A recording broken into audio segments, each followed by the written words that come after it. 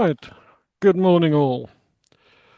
I would like to begin by welcoming members and officers and those members of the public and press who are watching the live stream of this meeting via the Council's website. The County Council allows filming and photography at its public meetings, so please feel free to take pictures and use social media during the meeting. Can I ask, though, that everyone present turn their mobile phones to silent or vibrate whilst the meeting is taking place. To enable the meeting to run in an orderly manner, I would ask all members of the board who have video cameras to keep their video camera switched on for the duration of the meeting and to keep their microphone muted except when I invite them to speak. Officers will join us to introduce their reports in the usual way. Any members wishing to ask questions or make a comment should indicate this by using the raised hand function. When I invite you to speak, please unmute your microphone, ask your question, and then mute it again to allow a response. I would ask for your patience if we run into technical problems, and should this occur, I will declare an adjournment whilst the fault is addressed, and the public broadcast will be paused. If it's not possible to address the fault, the meeting may be abandoned until such time as it can be reconvened. So, welcome. Starting the meeting proper. Would Sophie report any apologies for absence? No apologies were received. Thank you very much.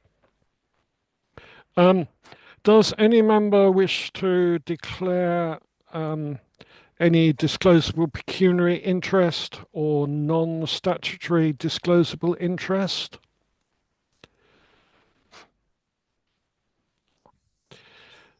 I see no hands, so thank you.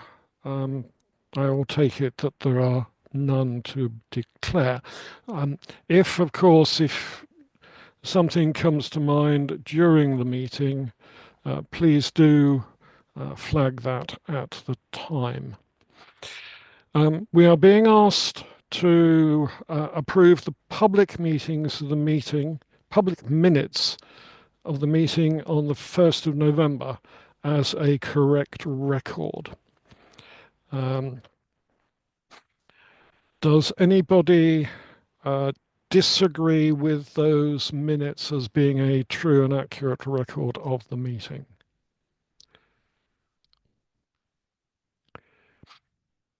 Thank you. I see no objections, so I will take that as carried unanimously. So on that basis, the recommendation to approve the minutes is carried. There is also an action log included in the published papers for this meeting. Does anybody have any questions on that action log?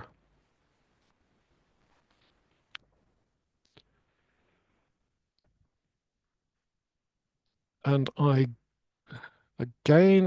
see no raised hands. So no members have indicated that they wish to speak, so we will take the action log as noted. Thank you. Item 3 is the administration performance report. For my benefit, that starts at page 19.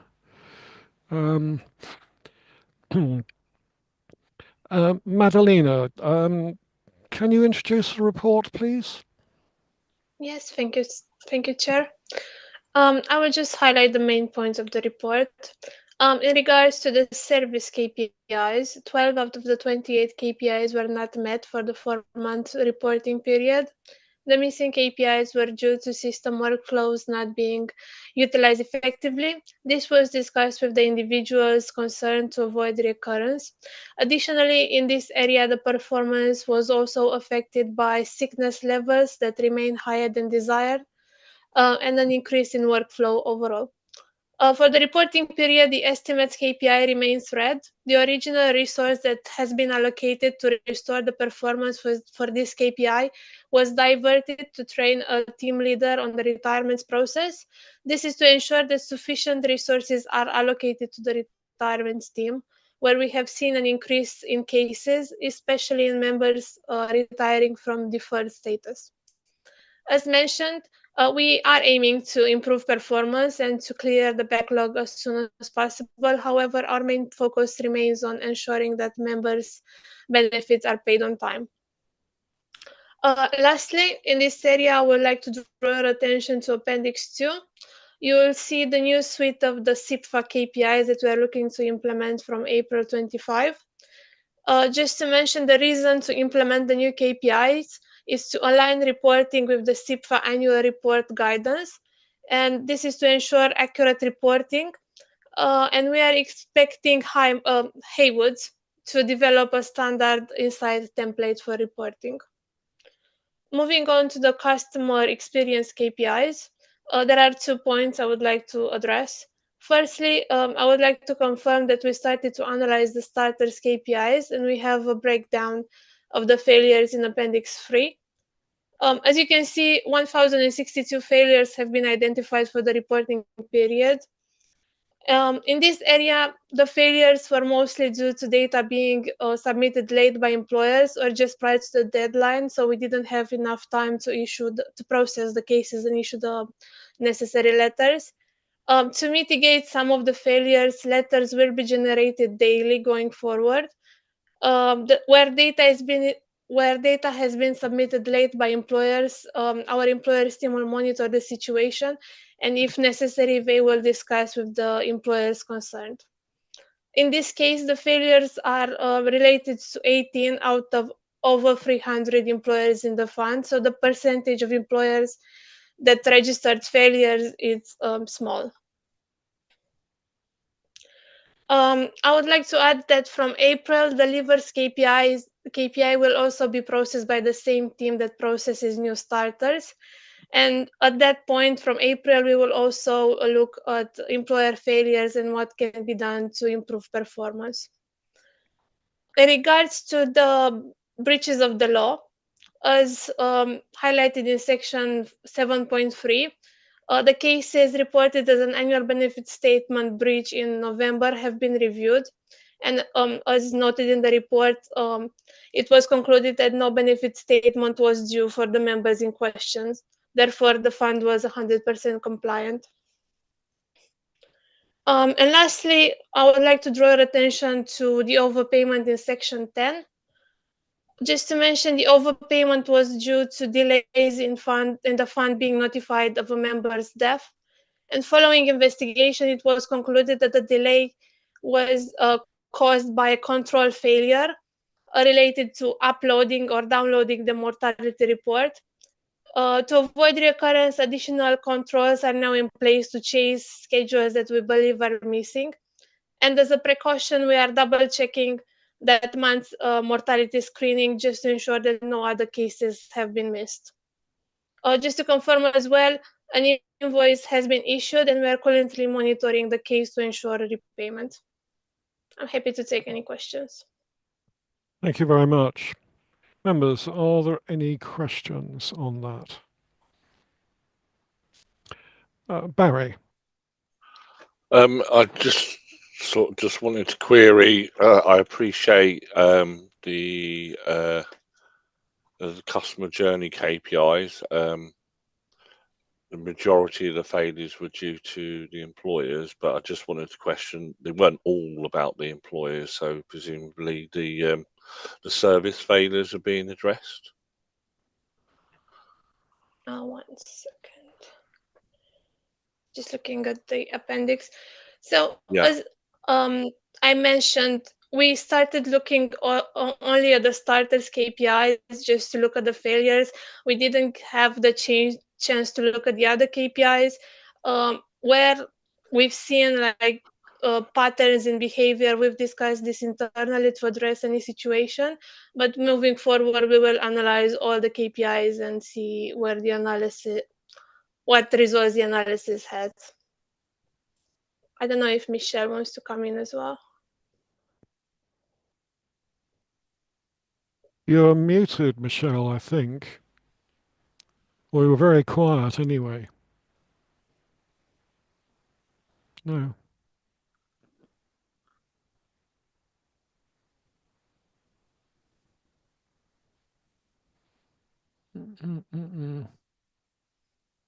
I can come in whilst Michelle finds the volume button.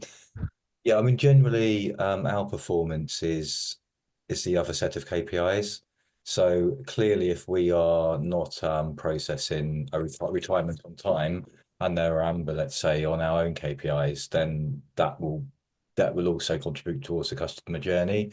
I suppose what the customer journey is doing, it's, for example, on the retirement ones, it's looking at whether we got the information in time to process it in accordance with the required statutory timescales. And if the employer sent the data after that deadline's already passed, or with not enough time for us to process it before the deadline, then clearly the prime cause of the failure is an employer. But that doesn't say that we've done everything we possibly could as well. So as Madalena said, we've looked at a couple of the KPIs and looked to see how can we improve them, and we've identified a clear thing an action we can take to improve the starter one, and we've implemented that. What we'll now be doing is looking at the other KPIs and seeing how we can make improvements, including on our own performance. For example, through things like prioritization, for example. And so I think we are just internally discussing what the next one is. But I mean, I personally think we probably should look at the retirement ones, as they are the most critical to the members. Thank you, Mark. Michelle, do you want to just test to see whether we can hear you?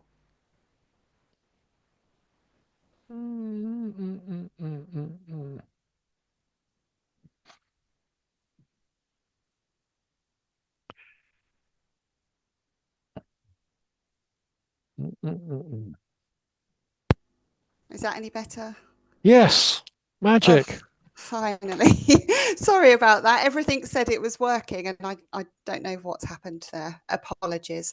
I don't know if Mark's already covered it. I was just going to say that some of the issues come around the iConnect files as well and receiving them. So depending on when we receive that file, sometimes it's really hard to meet the deadlines, which is why there was some service failures. But as Madalena said, by going to daily, that should rectify that issue as well when we get files in later in the month.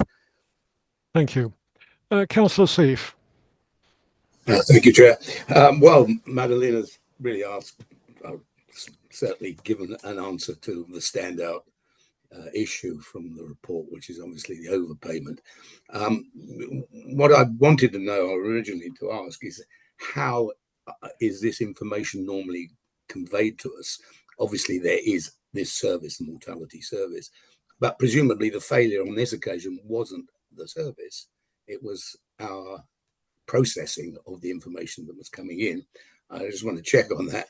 And indeed, what is being done to ensure that it doesn't happen again. But you've indicated that obviously is a potential issue which is being looked at.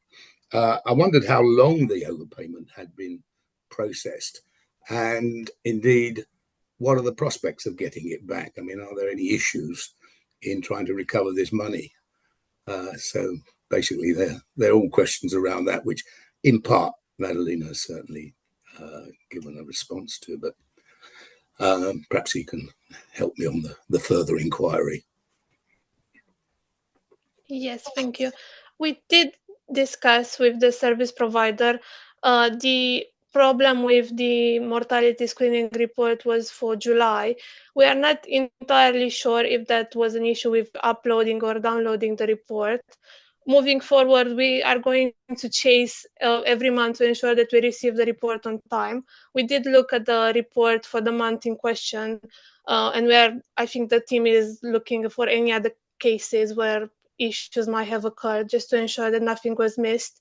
The invoice was issued in November, so that's I don't think it was paid on time, but I think we have the team leader in question is looking at the repayment and is monitoring the case, and where escalation is needed, we're gonna look into that. I don't know, Michelle, if you want to add anything. Yes, thank you. So yeah, as Madalena says, that's where we are at the moment. I think it's probably worth just explaining how the actual system works with the actual mortality screens themselves. So what we have is we have a secure portal. So all the mortality screen uploads are uploaded there. The contract that we have in place, because of GDPR, there is an automatic deletion of data after a certain period of time, obviously to protect scheme member data. So that's why it's quite difficult now, looking retrospectively at something going wrong. It's hard, there's nothing on there effectively from back at that point in time to say whether there was an issue with the upload or an issue with the download. So I think from our point of view, the important lesson learned from this is actually that additional control around if we're expecting something and it doesn't arrive for whatever reason, that we have that secondary check at the end of the month to make sure that if we don't believe we've received something, we request it effectively. You wouldn't know whether you've received it or not, would you? I mean, you don't until. Well, you could go into the portal and check, and if it wasn't there, it would give us an opportunity to then go to the supplier and say, this hasn't appeared, is there something wrong, I guess, from that point of view. Sorry, yeah, okay. Perhaps I can just ask again to the last part of the question, the recovery of the invoice. To whom has it been issued? I mean, is it a relative, or obviously gone into a bank account? Presumably the pensioner's bank account, presumably the executor has accessed that account, or has the money gone? Yeah, I will have to find out exactly the key details of that case of where it's gone, but usually where an account has remained open, it's because it's a joint account. Most other accounts get closed down straight away, but I can circulate something after the meeting just to confirm the details. If you could do that, Michelle, please. I think we've covered this one now. Val, your hand is up. Yes. Thank you very much, Chair. Just one very quick question. In 7.3, about some of the statements that were not actually required by a member. Can you just tell me what was the reasons for there not having to have a benefit statement? I'm not sure, Michelle, if you know what was the reason. I just know that they weren't required, but I don't know the exact motive. I think I did know the reason a while ago, back at the time, but not off the top of my head now. So again, that's something we can circulate around. But effectively, it would have been probably where they weren't eligible to have a statement. So it could have transpired that a refund was due, or something had happened basically on the status of those records to make them ineligible. But we'll confirm what that was. Okay, thank you, Michelle. Thank you. Councillor King, you're on mute. Sort that out. Yep. Dennis, thank you for that. Yeah, if this has been covered already, I apologise, and please don't go over it again. But I lost the sound for a little bit. Do we have any more information why Clarion has left us? Well, that wasn't covered. Michelle or Mark, can you answer that one?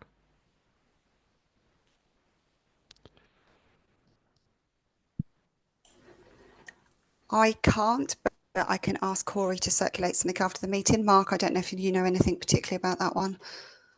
No, I mean, normally a lot of these are when it's just simply the end of the contract. I mean, nothing has been flagged as being anything unusual on that one to me ever. So yeah, we can just confirm the reason behind the scenes.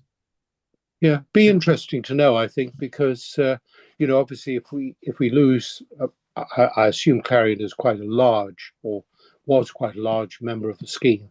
That obviously has a potential impact upon the scheme's ongoing viability. I would certainly say that isn't the case because of the scale compared to the scale of the fund is it's immaterial.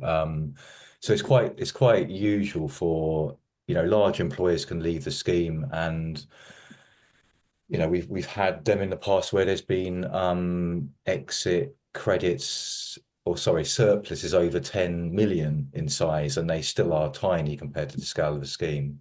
So it certainly doesn't affect that. But just for completeness, we will just clarify the type of employer they were and the reason they left. Unless it says elsewhere in the report, of course. Thank you, Mark. That's reassuring. Thank you.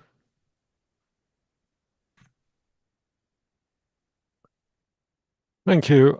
With no more questions, the board has been asked to note the administration performance report, and that we duly have. Item 4 is the governance and compliance report. Michelle, I believe you are presenting this. Yes, thank you. So I'll go through a few key items of the report. You'll see the report itself has lots of detail on lots of different topics going on, just really a reflection of what the industry looks like generally at the moment, but just touching on a brief update on the pension review to start. So this section will be covered in a lot more detail later in the access update, but I just wanted to kind of cover off the really key things about the pension review in this section of the meeting. So as you're already aware, one of the current issues is this pension review that has been initiated by government. The LGPS Fit for Purpose consultation was launched on the 14th of November, seeking views on the proposed reforms to structure, investment and governance of the LGPS. And effectively, that consultation closed on the 16th of January. As you are aware, a response was submitted on behalf of the fund and has been shared with yourselves and members of the pension committee. And we're aware that the response rate of that consultation has been really high to government. So it does show the level of interest in this particular area. And obviously government are busy looking through those consultation responses at the moment. So related to this topic, I just wanted to mention the section 3.34. So Teresa Clay from MHCLG made a presentation as part of an LGPS webinar, and there's a link in that section that takes you to the proposals at a very high level, but also provides a timeline of events as well that's quite useful. And lastly, on this subject, in addition, just linking to the previous agenda item in 3.1 regarding the new pension minister. So Torsten Bell will be attending the PLSA conference in March, setting out priorities for pension and giving thoughts on the review as well. And obviously that is one that we do support if any members obviously wanted to attend that one. So moving on to McLeod, just kind of wanted to touch on McLeod from a couple of aspects and this particular update. So the first one in relation to the pension history forms section, starting at 3.9. So in order to comply with the legislation regarding the remedy. Locally, we've issued a communication to approximately 22,000 Cambridgeshire members, and the reason for this is to try and establish whether they have previous public service pension membership anywhere else that would bring them into the scope of the remedy. So we already have a group of members that we already know satisfy the criteria. So this is really about any extra members that we need to kind of possibly need to consider when we're looking at any remedial work. So for this process, any cases where the contact is via email, which is the majority of cases, members are directed to use our member self-service, and from there, members can either reply by email or by member self-service itself. Anyone that we don't have an email address for, or anybody that opted out of electronic communications, we sent a letter And again, members can even reply via member self-service, email, or via post for those options. So the response date for the emails was the 31st of December, and the response date for the letters was the 17th of January. And at this point in time, it's probably fair to say we've had a very, very low response rate. And out of the responses we have had, there's only very few forms that have contained any relevant previous service that we can use. But what we are hearing is this is a reflection across the industry, not particularly isolated to just our fund. It's important to note, though, that members can come forward at any time with previous service, so there will never be a cut-off point as such. But at this point in time, we're trying best endeavours to get as much information as we can at this point in time. When people come to retire, there will be another opportunity and various points where we can ask for this information again, so that we're absolutely sure at the point of retirement that we've captured all that we need to capture. And once we're aware of any of that previous membership, next stage will be to verify that membership with previous schemes as well. So, as with any big data exercise, a few issues with data quality that we're looking at, email returns, return to senders, those type of issues. The next stage will be to verify LGPS membership. So this is a slightly easier process for us. We can use the National Insurance database, which we've now received the confirmation that we can use that for McLeod purposes. So then it will move on to the rectification and ensuring compliance with the annual benefit statements. So with the rectification to date, some cases that we know about, we've started to do some testing on those, which have identified some errors which need to be resolved before we can progress that. So once we've got through those errors, we can then start to really look at the small number of cases that will need any remedial work. I suppose as a kind of final point on that whole update, the McLeod remedy rectification sounds probably quite simple on the surface, but actually it's been quite a difficult project to manage. Lots of interpreting of guidance, delays with guidance, the practical implementation of what we need to do, and obviously with some data quality issues as well. So yes, I think we're about as where we should be, if not slightly ahead possibly of some other funds, but certainly a challenging project that we've got going on at the moment. And just one other subject linked to that was on the McLeod training, just really to provide you with some assurance that we're obviously trying to keep as up to date with the developments of McLeod as we can. So in January, the service received some training from Hyman's, covered multiple aspects, including the qualifying criteria, implementation, the underpin calculations, and then some of the really complex cases that might come up. So that was really useful for us as well. Just touching on dashboards, lots going on in terms of pension dashboards, ensuring we're compliant in meeting the staging timescales and ultimately connecting by 31st of October 26. The report covers the national expectations, but as you'll see, there is a separate agenda item at this meeting that will talk more about what we're doing as a fund. So I won't talk about that anymore in this particular update. Just to draw your attention to the policy and strategy update. So section 4.3 contains the table of the upcoming reviews. Probably fair to say it's been a particularly busy year, as in 24, 25, 25, 26 looking equally as busy. So we're going to do as much as we can to try and streamline policy and strategy updates as well as other reports that we bring to you. Some of them we've intentionally deferred, things like the training and risk because of the general code of practice. We knew we needed to do quite a bit of work on those. And just finally, just a comment on skills and knowledge. We're aware, following the effectiveness reviews, we're going to put an additional agenda item to cover this type of thing off from April.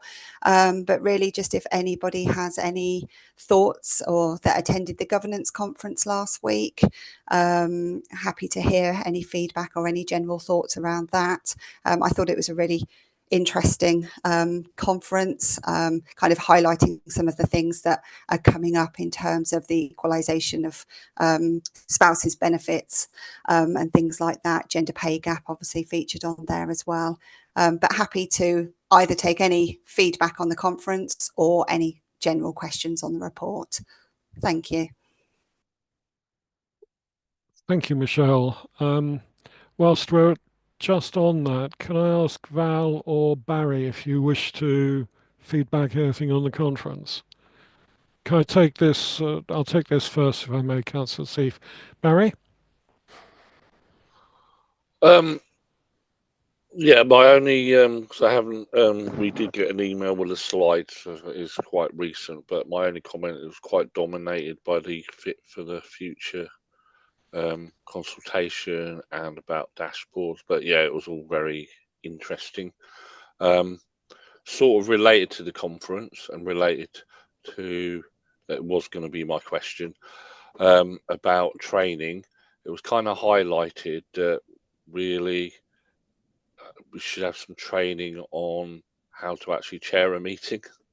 And I know I've never had that.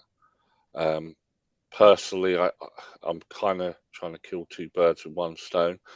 I might try and ask through the county council, because that way it will appear on my appraisal as training.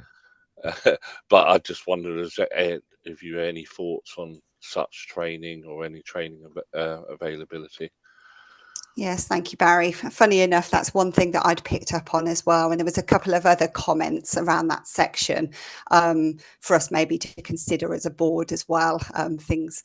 And again, some of it's down to preference, isn't it? You know, whether you change agenda orders to make sure that things don't kind of get a bit mundane. You know, some people prefer a structure, some people don't. So things that we can all consider. The chairing training was one thing that's on my list to consider as well.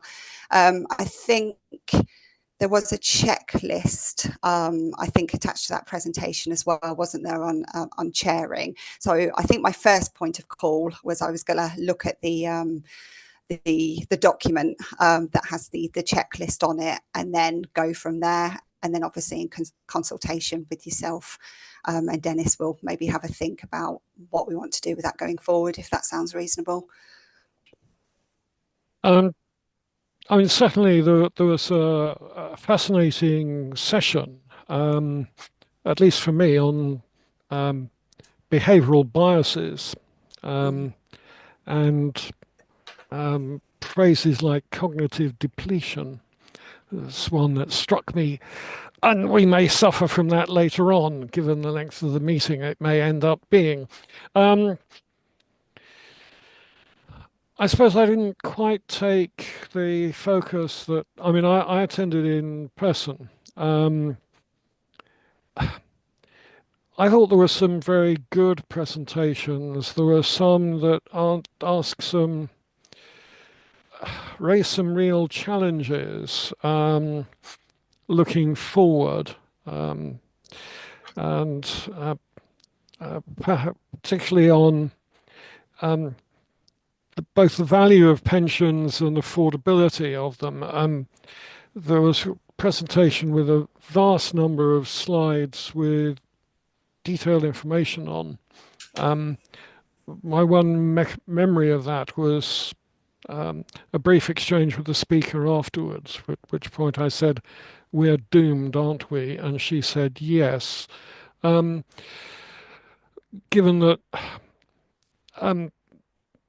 our birth rate, the UK birth rate, is dropping, and as it is worldwide, and what that means is that there won't be enough people paying national insurance to fund the government's pension, state pension scheme, and things of this nature. So it's really fascinating. A flavour from a number of speakers that particularly aimed at MHCLG, of please stop introducing change. We're struggling to cope with what we've currently got. But yeah, I mean, it's very much worthwhile. I would certainly recommend people go. Not sure whether actually being there. I bumped into some people from Cornwall and Wales. I'm not sure how representative they were. But yes, I think it was a good conference. Yeah, thank you, Dennis. And I'd probably just add on that last section where they were talking about what barriers picked up on and the cognitive depletion and things like that. You know, there's all things that we probably need to consider, because I think one of the comments actually that I was thinking and somebody said there was about when you have sessions, obviously, that go into exempt sessions, and actually quite a lot of the important stuff can end up in exempt session, and you've got no ability to change the agenda order and things like that. Yes. What I probably would say is at some point in the future that we know we've got to have a full governance independent review. So it might be the ideal opportunity at that point to really look at some of these areas and really think, actually, is there anything we can be doing better or differently, and maybe maybe even seeking some extra advice on that. But there's some bits we can certainly start looking at now, and then maybe other things will come out as we go through that process as well. Thank you. One quick point, and then I'll take Councillor Cease's question. The training plan only runs to September. Does that suggest that's the end of the world thereafter? Or are we going to have a year's coverage? No, we will do. It's some of the conferences don't advertise too far in advance, but some of them that we do know come up on an annual basis. We'll make sure that those ones are on there. So we'll update that again for next time. Thank you. Councillor Cease. Yes, thank you very much. MacLeod, again, Michelle has preempted in many ways the question I was going to ask. But 22,000 forms were sent out. You tell us that there's only a small number of responses. How small is small? And even however small it is, it sounded as though that there's still quite a lot of work to be done. I think I've always asked Mark, are there financial impacts, and in terms of both resources, requirement to deal with the remedy and implementing it. Are these new cases, are the small number still greater than you might have otherwise have expected? Will this place a burden on the administrative staff, and will there be a significant financial impact? Although I suspect with a small number involved, it may not be that large. Yeah, I'll start with a couple of comments, and Mark might want to come in and just add to that. So in terms of the response rate, last time I checked, it was a fraction of 1%. We hadn't even hit 1%, so it was particularly low. Obviously, that was a point in time that I checked. It might have moved on a bit from there. In terms of the administration, it's certainly where we're struggling in terms of obviously trying to gather all this information, and as an extra project, obviously, in addition to the day-to-day work, to even get into a position where we can look at some of the extra cases that we need to look at in terms of rectification on top of the ones we already know about.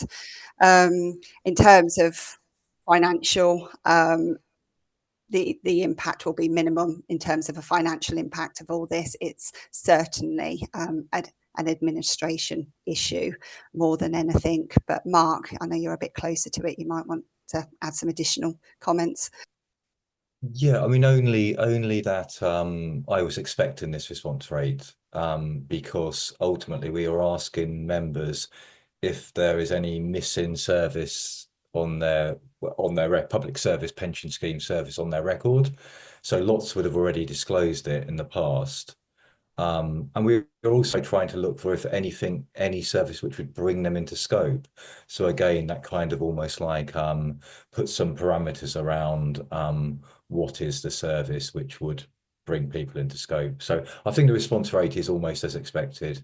What we did do is at the outset, and this is my final comment, is take a decision that we weren't going to force everybody to send it back and chase through until we got a response, because I understand what response rates are like, and we would basically have to employ a team of people to do that. To chase it up.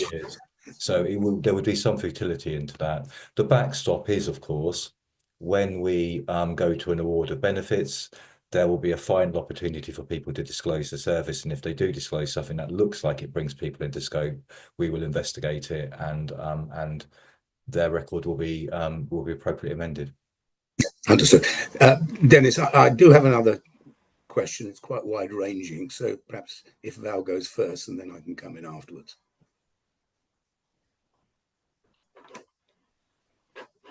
Sorry. That's it. Go on, Val. Okay, thank you very much, Dennis. This two very quick questions. Michelle, the training in June, the LGPS training networking event at New Shire Hall, have you any idea of the date?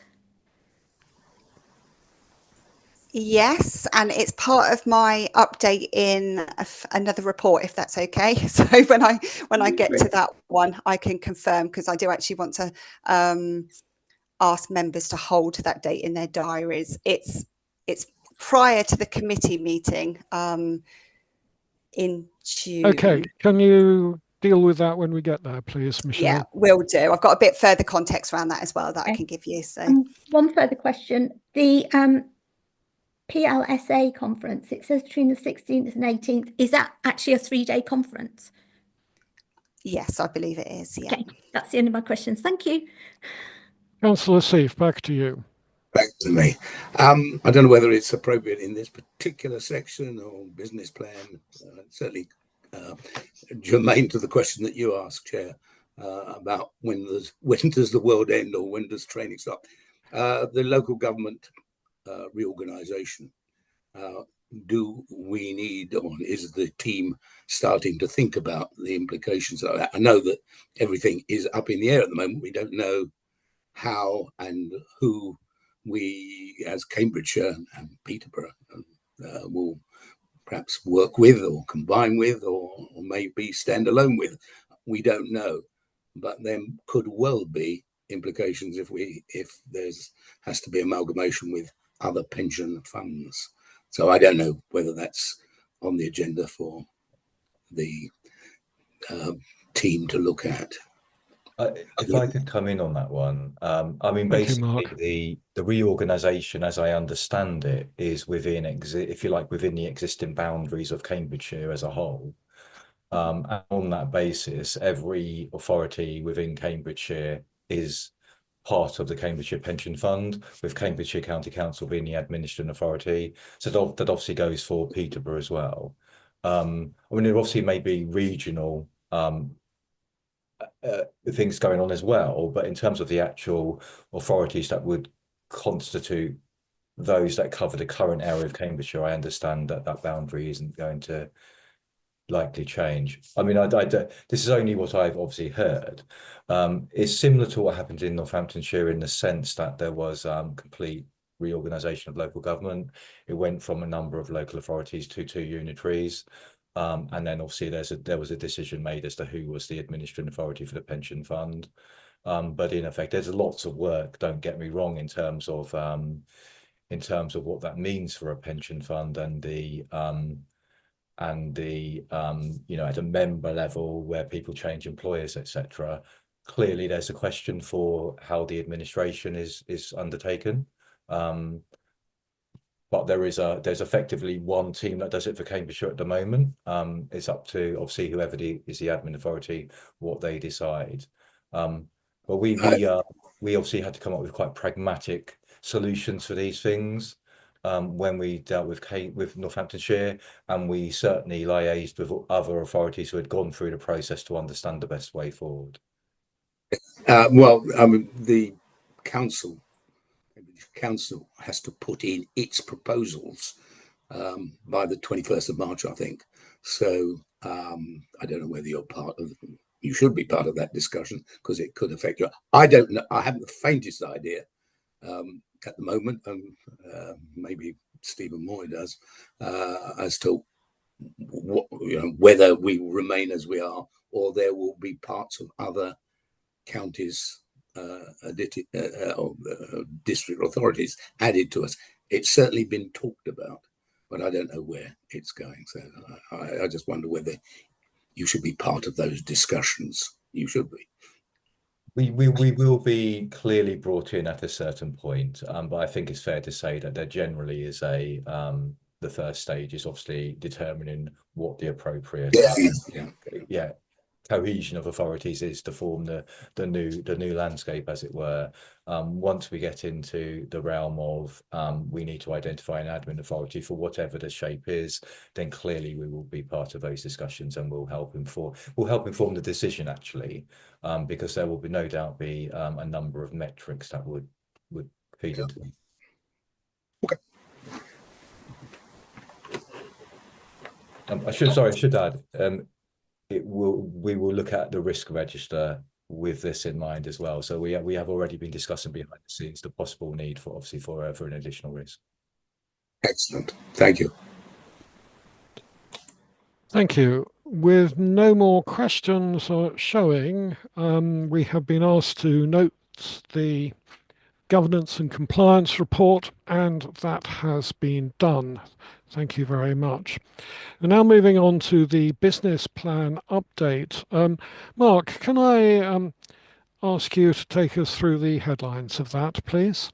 Of course I can, and I'll be concise in doing so. But Chair, if I may, would you like me to give a very quick answer to the clarion question that was raised earlier? Because I have located the answer to that. If you have it, Mark, that would be great. Thank you. Thank you. So Clarion, actually, they were a community admission body, so they have a community of interest with a scheme.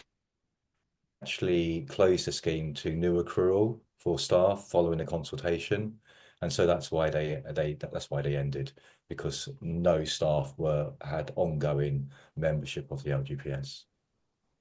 That is quite unusual. And would only likely happen in with this type of body. Normally, the other type of body where there's a sort of a contract doesn't normally have that, but that was the reason. So if you're happy for me to go through the highlights, as you said, so I'll just concentrate then on the ambers and give one good news update, as it were. The ambers in section 3.1 of the report. The first one is the investment consultancy contract, and the reason this has been changed to amber this time is because the fit for the future consultation is requiring investment consultancy advice to be provided by the pool, and so we need to align what we are doing with that new requirement, and obviously monitor the proposal as it turns into guidance or legislation. So that may create some awkward timing for us, but the reason it's amber is because we've effectively had to pause what we were doing to look at the various solutions available. The other ambers, the next one is the AVC review. This will turn to green at the March committee meeting, because what we have simply done is reprofile this activity. We've got a pension dashboard report later where I talk about AVCs and some of the problems with that. I'll go through the detail then, but in short here, because we need to have greater understanding of what AVC providers need to do around dashboards, we've effectively paused the review so we can incorporate that into the review once we undertake it. But as I say, that will be turning green at the next pension committee meeting, following agreement of the revised timeline by the last committee. The McLeod remedy, Michelle's given you some highlights, if we can call them that, of what's going on. It's a project which, the more you progress and the more you try to undertake activity, yes, we've got some issues with late guidance, but you uncover things that require further activity as you progress forward. And so, for example, at the moment, we're attempting to rectify records.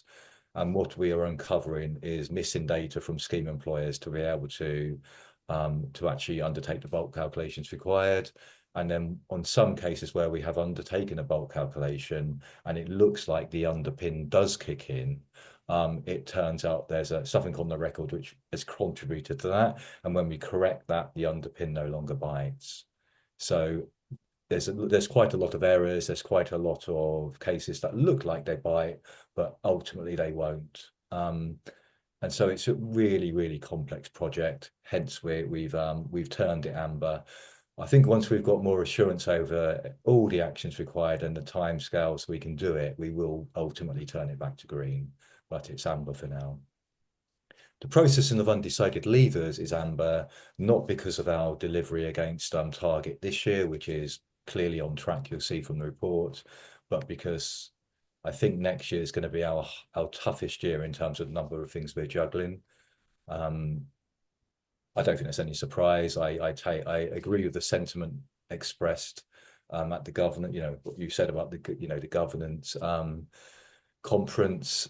I would say that it clearly the demands on schemes are going up and up, and ultimately this may lead to certain schemes that are really quite small operations deciding that actually they need to operate on a sort of a shared service model or something like that.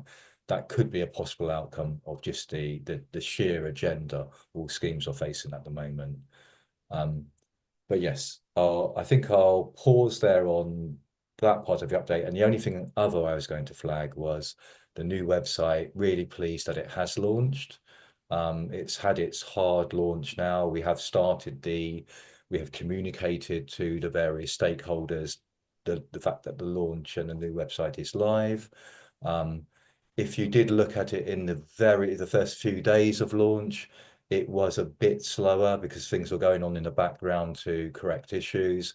But as of the last couple of days, it is now working. It seems fine, and really is quite speedy. And of course, it has had a complete redesign, and literally every single page has been rewritten. So I hope you've had the opportunity to look at it. And of course, those who fed into the assurance process, I thank you for that work. Okay. Thank you very much, Mark. Councillor Seif, you have a question. I do.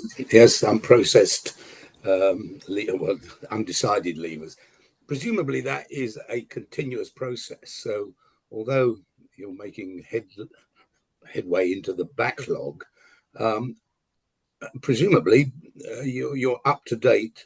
Or sorry, the question is, are you up to date with undecided leavers who are coming forward at this point? So I mean, it may be that in 3 years' time you've still got 7,500 undecided leavers on the books, as it were. So that was a question, and it may be covered in the report. If I've missed it, I'm sorry, but that was the question that hit me when I looked at those numbers. Yeah, it's a fair question. So the background is it's come down from well over 9 to 10,000 as a total to where it is now. So there is progress made every year. So the number is coming down. The way we look at it is very simple. We simply have a definition which says if it's an age case 6 months or older, it's classed as a backlog, and therefore effectively there is not a ring-fence backlog. We are just making sure that the total number of age cases comes down to what will be the baseline. And I should stress the baseline will not be 0, because there will always be cases that we can't complete for certain reasons, whether that's we need a transfer in from another fund, or there's delays with something the member needs to do, or the fact that we can't get employer data and we definitely need a response. So probably about 1,000 plus would be the baseline. The spillover is very, very low now on a month-by-month basis. But what we will be, what I believe we're going to be doing at the beginning of next year, financial year, I should say, is taking action to maximise the chances of even of us processing within that 6-month period. So we are examining effectively how early can we process and yet still be sure the person has left. That's effectively the fundamental question. Yeah, thanks. Yeah. Barry?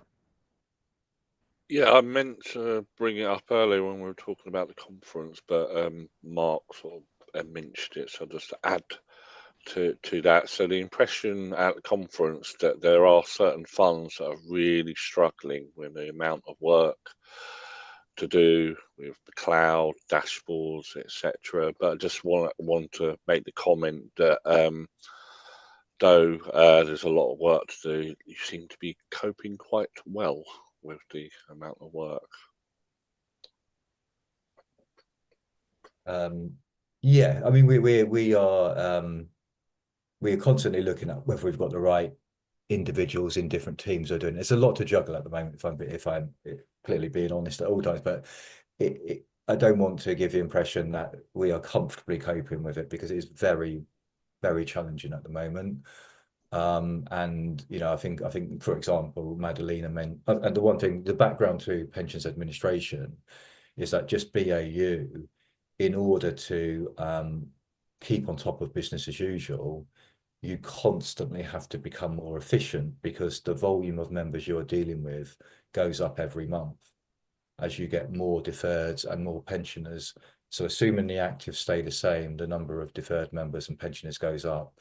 And we've looked at the volume of deferreds into payment over the 4-year periods, April to December for the last 4 years, and we've had 100% increase across the two funds over in that 4-year period.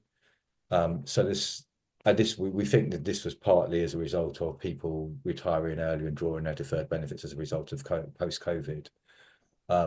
So we are looking at resourcing and as well, but that's the background. And then you add in all the projects, I think you get a very challenging landscape. And as long as you are near full establishment and you don't have sickness, etc., you stand a very good chance of doing it. But when you bring those into the mix, it becomes worse. I think the other point in that whole area that I recollect from conference was the message that the source of trained staff was, in essence, your next door neighbour. That there isn't you can't just get the people you need in off the street and productive on day one, unless you nick them from Essex or Suffolk or somewhere else. No, that's a fair comment, Chair. I mean, that's a challenge that's been recognised, for example, by the PLSA. So there was a recruitment and retention special review and sort of documentation going, and it's been repeated a number of times over recent years. But yeah, it is challenging. Yeah. Thank you. Any more questions, folks? If not, the board has been asked to note the business plan update, and that we have done. Item 6 is the general code of practice. I think, Madalena, you're down to introduce that. Can you take us through the headlines, please? Yeah, absolutely. Thank you. So following from the regulatory compliance report that has been presented to the board in November, we've now moved on to the second stage of the Code of Practice review, looking at the pension regulator expectations. As you can see in the report, the fund is largely compliant. The table in section 3.2 details our compliance against the modules. There are 5 areas of partial compliance and 1 area of non-compliance for us to consider. For context, we looked at 56 requirements in total, and we are only partially or non-compliant to 6 of them. In section 3.4, there is a breakdown of the actions we need to take to achieve full compliance. Also, I would like to draw your attention to Appendix 1, which I think is a good representation of our current position. Out of the 6 areas identified, I will elaborate on a couple of points. So the first action in the table in 3.4 is how we demonstrate members' skills and experience, and how how we identify any skills gaps. This point also came up as part of the regulatory compliance review, but it came back stronger in the TPR expectations section. So to ensure that this requirement is addressed, we will look into this as part of the training strategy review. This will be presented to the board in April 2025. Also in the table, you will see a couple of other actions that require additional processes to be incorporated into the workflow. For those actions, I think it's important to highlight that the default position of the fund is that we will process the cases within the prescribed time periods. However, the fund, the code emphasizes that we must have processes in place in case that doesn't happen. Therefore, we are looking to implement all the requirements moving forward. Lastly, just to note, similar to the previous reports, Hymans has completed a review of our analysis. This is to ensure that we addressed all the relevant points of the code, and our approach wasn't too strict or too biased. Moving forward, we are looking at the best practice section of the code, and the report will be presented about our level of compliance at a future meeting.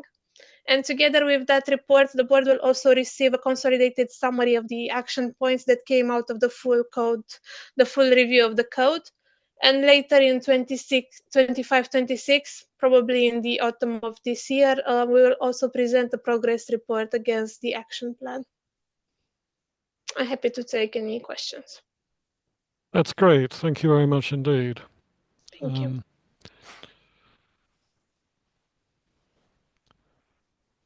And no hand showing. Ah, Val, over to you. Thank you, Dennis. Just one very quick question. 3.7, you talked about the annual reviews. Will the output of these be presented to either the board or the committee?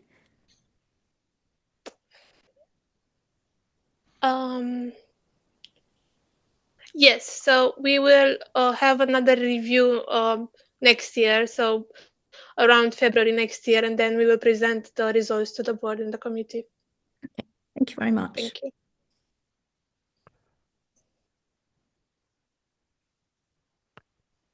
Okay, thank you very much. We've been asked to note the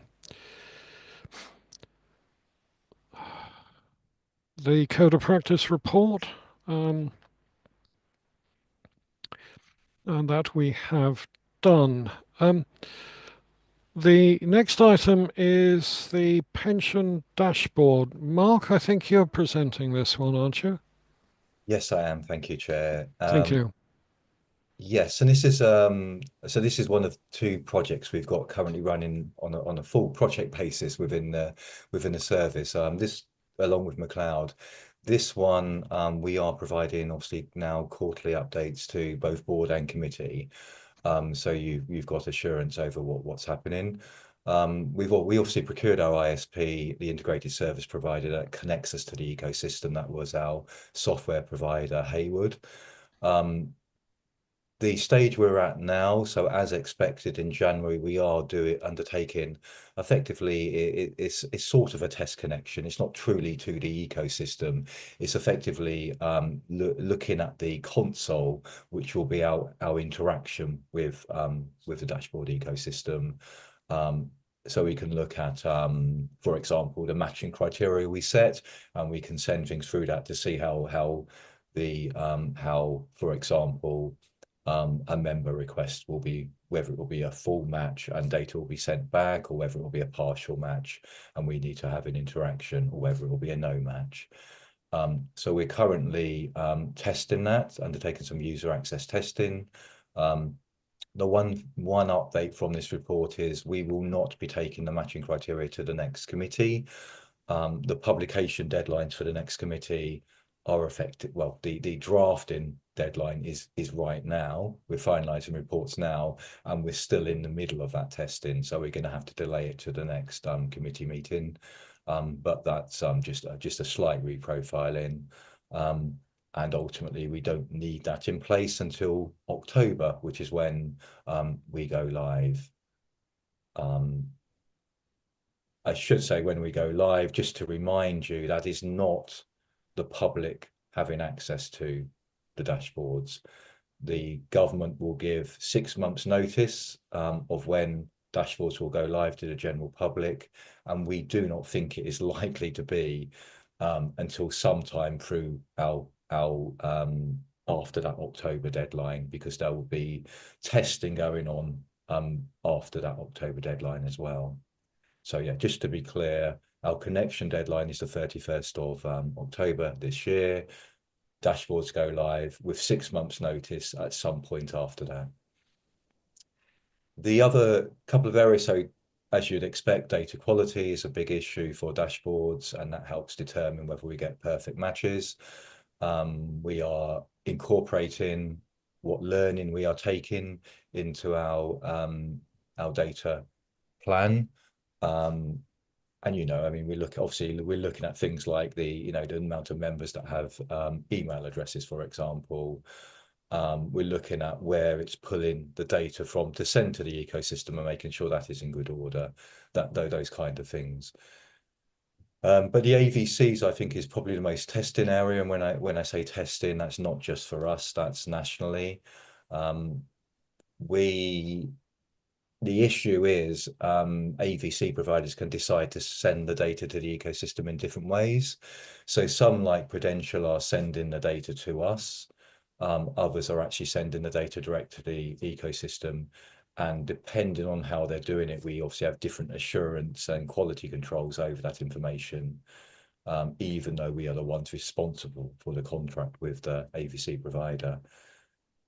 So that is a bit of an issue. But the good news, I suppose, in a sense, is the other provider, Utmost Live, are also going to be sending the data to us, and then we will send it on. So I think we are quite comfortable with that within the Cambridgeshire Fund. The one issue I would say is that the data view to hold that data has yet to be developed by our software supplier. So there is clearly a risk with that. Beyond that, I don't have any other comments on the activities.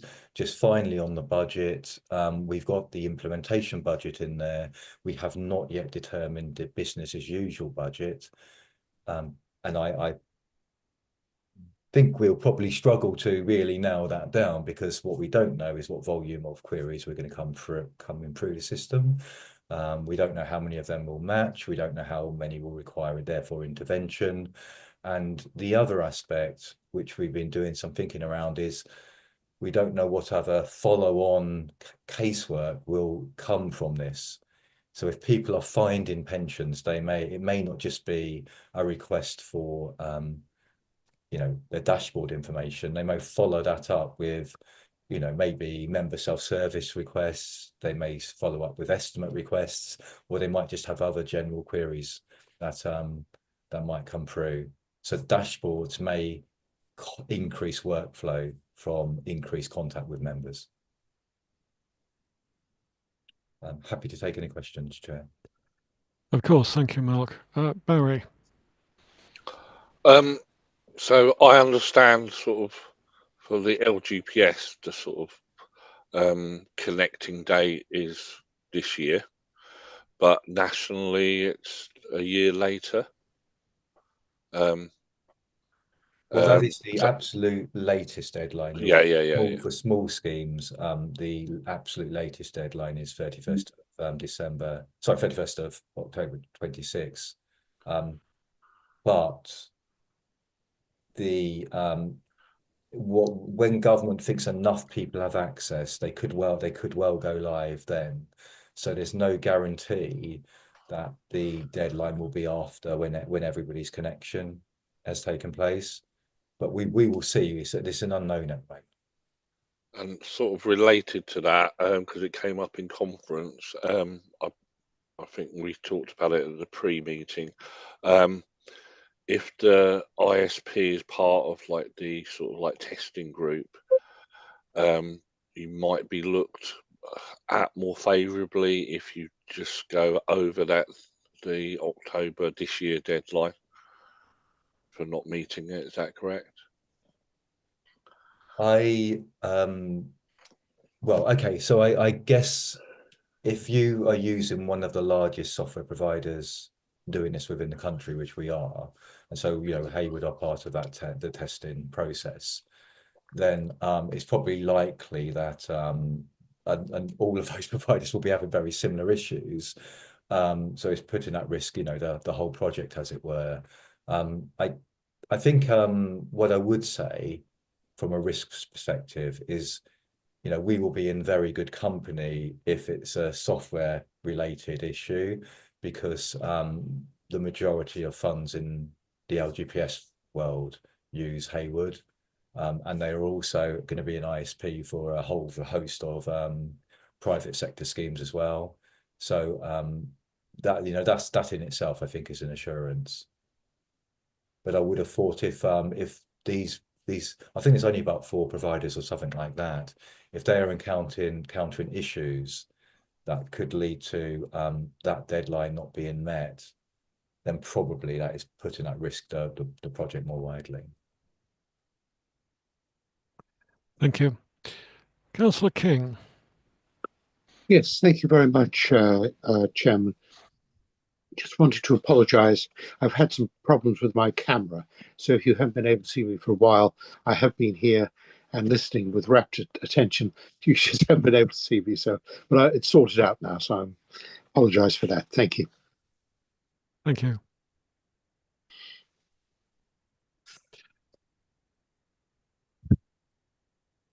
Thank you. If there are no more questions, then we have noted that report.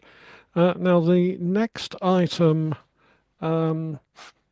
is one that Corey is down to present. He's not currently with us, is he?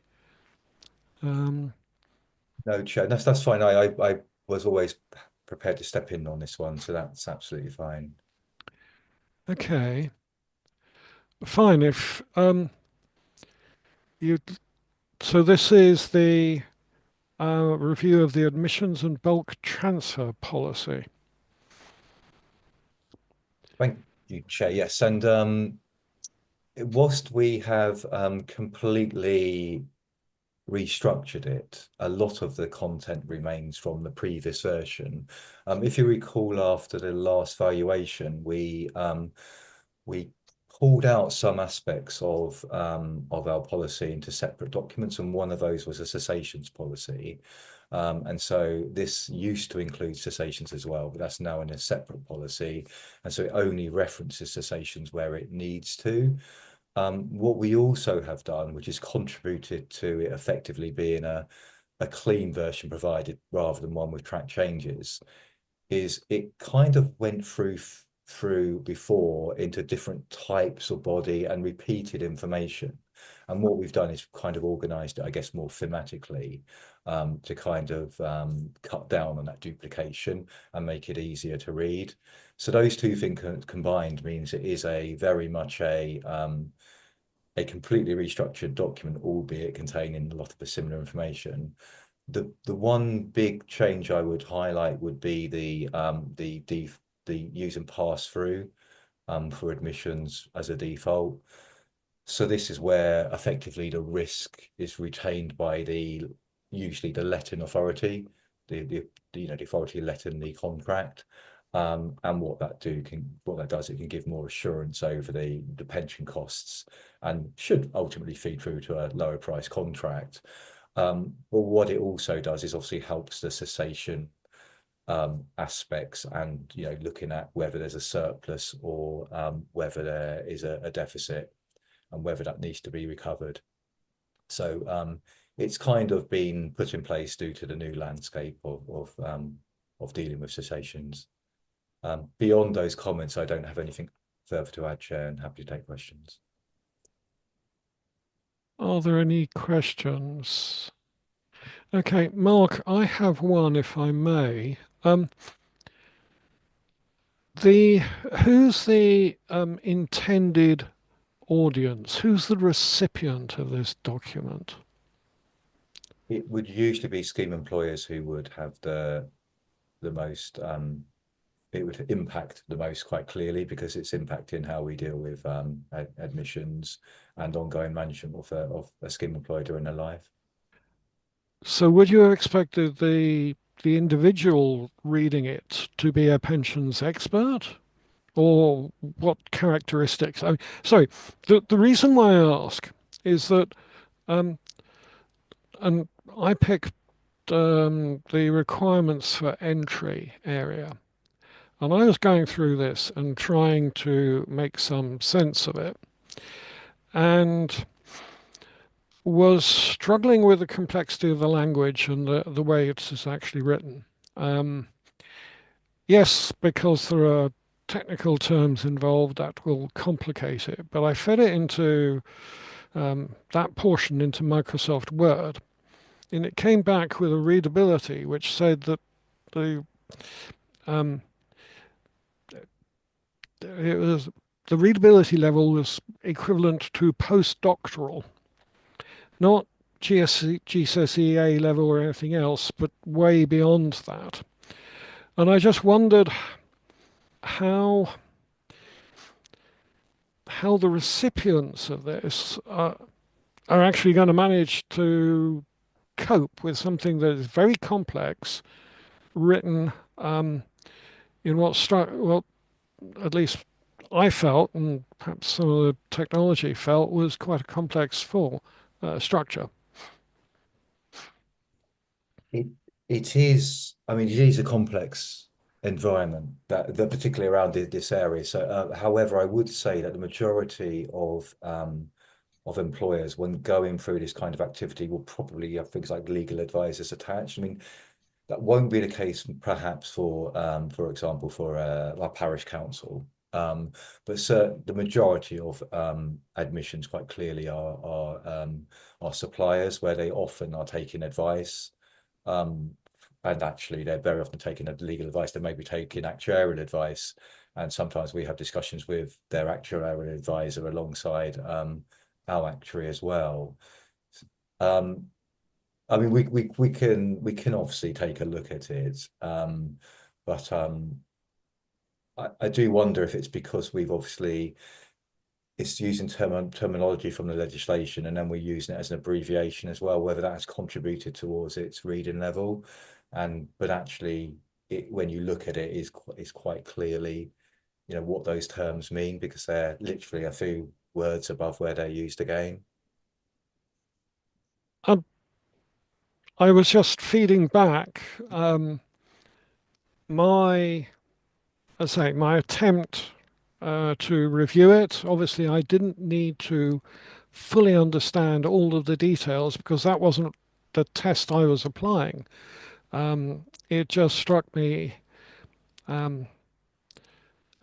as quite difficult, and I will leave it at that. I have some typos that I've picked up. I will feed back separately. Val, over to you. Thank you very much, Chair. I'm just going to 12.2 on page 118, and it talks about for any reason, if the risk profile of the employer changes, the administrating authority will assess what action needs to be taken to sort of manage the change. I just wonder, how are you actually going to identify this? What is the frequency? What is the process for actually coming up with the idea they need to be sort of evaluated? Yeah.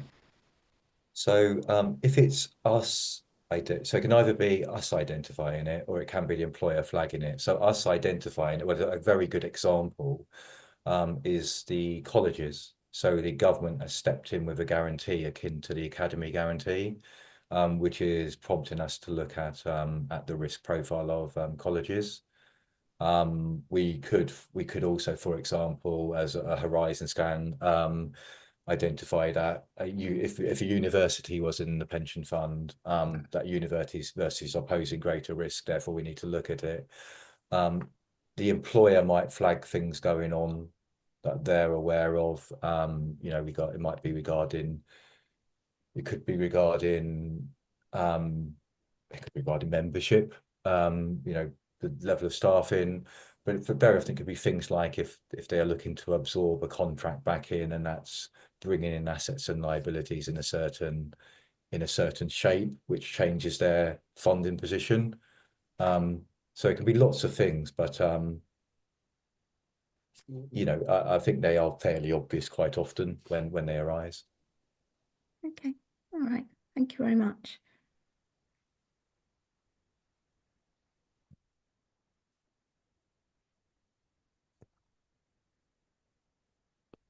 I take it that there are no other questions about this policy. So the board has been asked to note the updated policy, and that we have done. The next item is a simple one, which is the upcoming agenda plan.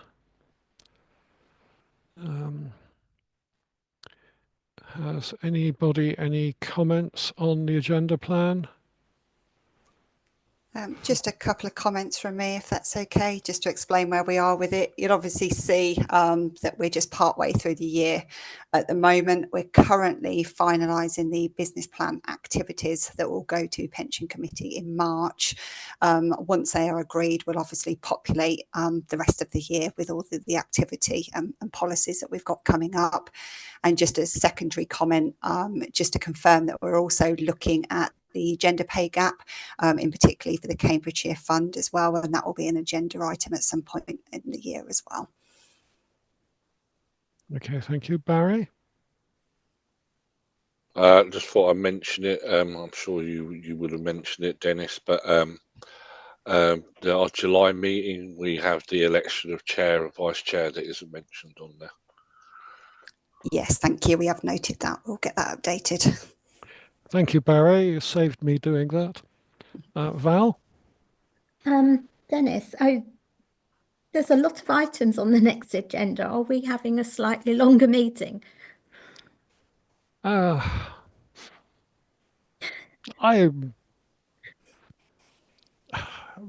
you for highlighting that. I hadn't actually looked. That's actually a good point, isn't it, Michelle? Yeah, and it kind of links into my point earlier in the governance and compliance report. It's getting extremely challenging at the moment with the amount of work going on to deliver the right amount of information at the right time. What I will do, I'll have a look at that particular list to see if there's anything that can possibly not go to that meeting, or alternatively, maybe we can kind of link it into something else just to streamline it a bit more. It's trying to also get the balance between the pre and post scrutiny. So what I don't want to happen is keep rescheduling things back so everything comes to you past the event. It's trying to make sure that some of these really key documents are coming to you first as well. But absolutely, point noted, we are aware of it ourselves. Thank you. I mean, I think the point made at conference by the MHCLG representative was government's trying to make an awful lot of things happen. And therefore, you're going downstream, you're going to have work to do. And that this is just the same reaction at our level. You're trying to make a lot of things happen. But getting through that, I think your cognitive exhaustion or whatever will certainly kick in by the end of it. Councillor Seif. Thank you, Chair. I'm going to bring up a matter. I don't know whether it's appropriate for the agenda, or I could have perhaps raised it before. I mean, you were talking about the conference and training, and I know that training strategy is coming up as part of the agenda. We've got elections coming up in just 3 months' time, the council that is, and they are going ahead in this particular county, whereas they're not in others. I am the faintest idea whether I should be re-elected. I've only been with you for 2 years. Yeah, just about 2 years. I also speak for Simon as well. He doesn't know at this stage whether he will be. We hope to be, I guess. But it does beg the question that if somebody new comes along, and of course I came along 2 years ago, and there's so much to learn, so much to understand. I mean, even in the 2 years that I've been with the board, I have learned an immense amount. If I don't get elected and I don't get placed on this board, then that experience and knowledge will have to be learnt by somebody else. And I just wonder whether some additional thought needs to be given as to how you induct future members of the board, council members, rather than the employer or employee representatives who are likely to remain on the board possibly for much longer than elected members for one reason or another. In fact, I think that probably before I came to the board, there may have been one or two other members who preceded me. And I think it's a big question because the training requirements are immense. Val mentioned something earlier, 3 days. I would never be able to find 3 days to attend courses. And in fact, well, I didn't go to the conference. I would have been very interested to go to the conference, but I just thought, well, is it really right that I should do so and spend the money and the time when I may not be here in 3 months' time? So I don't think you've got an answer for this one immediately, but I wonder if it's something that Michelle, Mark, and indeed Madalena could give some thought to.